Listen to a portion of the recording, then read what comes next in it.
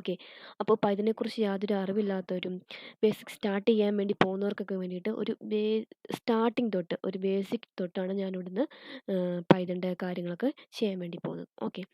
അപ്പം നമുക്ക് തുടങ്ങിയാലോ. അപ്പോൾ പൈതൺ എന്ന് പറയുന്നത് നിങ്ങളെല്ലാവരും ഇപ്പോൾ അറിയാവുന്നവരൊക്കെ പഠിക്കാൻ വേണ്ടി പോകുന്നവരൊക്കെ കേട്ടിട്ടുണ്ടാവും. സി പ്രോഗ്രാം കേട്ടിട്ടുണ്ടാവും അല്ലേ? അപ്പോൾ ബേസിക് നമ്മൾ ആദ്യമേ എല്ലാവരും പറയും ഒരു ബേസിക് നോളജ് സിയുടെ ഒരു ലാംഗ്വേജ് ഉണ്ടെങ്കിൽ തന്നെ നമുക്ക് ബാക്കി എന്തും ചെയ്യാൻ പറ്റും. അതുപോലെ തന്നെയാണ് പൈതൺ എന്നും പറയുന്നത്. അപ്പോൾ അത്ര വലിയ ബുദ്ധിമുട്ടില്ല. ഇപ്പോൾ സി അറിയാവുന്നവർക്കും പൈതൺ ഭയങ്കര എളുപ്പമാണ്. ഇനി സിയോ വേറെ പ്രോഗ്രാമോ ഒന്നും അറിയണ്ട. പൈതൺ തന്നെ സ്റ്റാർട്ട് ചെയ്താലും നിങ്ങൾക്ക് ആ ഒരു പ്രോഗ്രാമിലേക്ക് സ്റ്റാർട്ട് ചെയ്ത് വെക്കാൻ പറ്റും.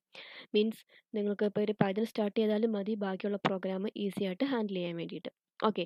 അപ്പോൾ ആർക്കും പഠിക്കാവുന്ന വളരെ എളുപ്പത്തിലുള്ള ഒരു പ്രോഗ്രാമിംഗ് ലാംഗ്വേജ് ആണ് പൈതൺ എന്ന് പറയുന്നത്. ഓക്കെ. ഒരു ഇംഗ്ലീഷ് സ്ട്രക്ചറിലാണ് ഇത് പോകുന്നത്. സോ എല്ലാവർക്കും തന്നെ അത്യാവശ്യം ഇംഗ്ലീഷ് അറിയാവുന്നവർക്കും അത്യാവശ്യം ആ ഒരു സ്ട്രക്ചർ അറിയാവുന്നവർക്കൊക്കെ ഈ പൈതൺ നമുക്ക് വളരെ എളുപ്പമായിരിക്കും. ഓക്കെ. അപ്പം ഇതെന്ന് പറയുന്നത് 1991 അത് ക്രിയേറ്റ് ചെയ്തത്. നമുക്കത് അത്ര വലിയ ഇമ്പോർട്ടൻ്റ് ഒന്നുമല്ല. ഒന്ന് അറിഞ്ഞിരിക്കാൻ വേണ്ടി. ഗുഡിയോ വാൻ റോസ് എന്ന് പറഞ്ഞ ആളാണിത് ഈ പൈതൺ പ്രോഗ്രാമിംഗ് ലാംഗ്വേജ് ഡെവലപ്പ് ചെയ്തെടുത്തത്.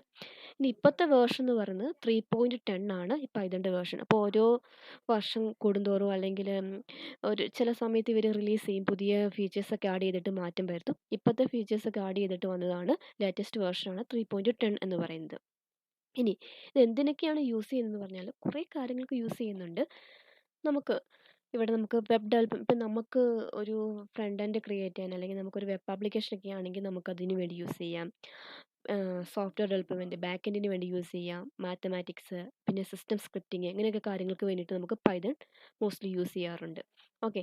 അതായത് സിസ്റ്റം സ്ക്രിപ്റ്റിംഗ് നമുക്ക് ലിനക്സിലൊക്കെ ആണെങ്കിൽ നമ്മൾ ഈ കമാൻഡ് വെച്ച് ചെയ്യുന്ന കാര്യങ്ങളൊക്കെ ഉണ്ടല്ലോ.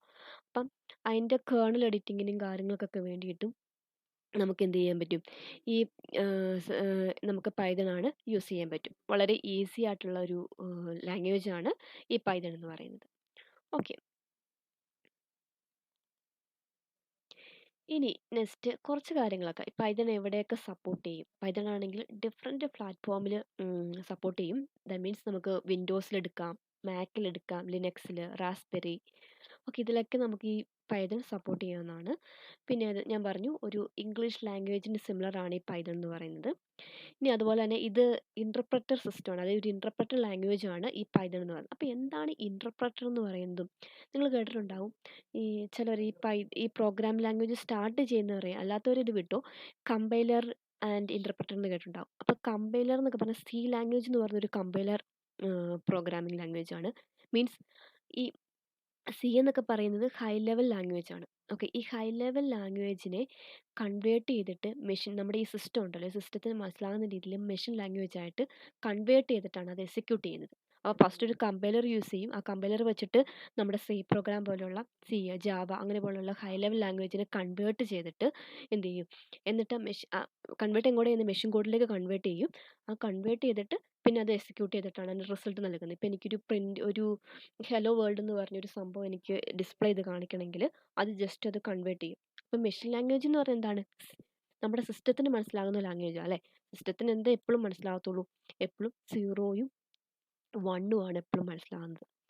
ആ കോഡിലേക്ക് ഇത് കൺവേർട്ട് ചെയ്തിട്ട് പിന്നെ എക്സിക്യൂട്ട് ചെയ്തിട്ടാണ് റിസൾട്ട് തരുന്നത്. എന്നാൽ പൈതൺ അങ്ങനെയല്ല. പൈതൺ അങ്ങനെ ഒരു പ്രശ്നമില്ല. അത് ഒരു ഇൻറ്റർപ്രറ്റർ ആണ്. മീൻസ് ഡയറക്റ്റ് ആ സോഴ്സ് കോഡ് എന്താണോ ഇരിക്കുന്നത് ഇപ്പോൾ പൈതൺ ഇതിരിക്കുന്ന ആ ലാംഗ്വേജിനെ ഡയറക്റ്റ് അവർ എക്സിക്യൂട്ട് ചെയ്യും. അപ്പോൾ ഇച്ചിരി ഫാസ്റ്റ് ആണ്. വേറെ കൺവേർട്ട് ഒന്നും ചെയ്യേണ്ട ആവശ്യമില്ല. അതാണ് ഇൻറ്റർപ്രറ്റഡ് ലാംഗ്വേജ് എന്ന് പറയുന്നത്. ഓക്കെ.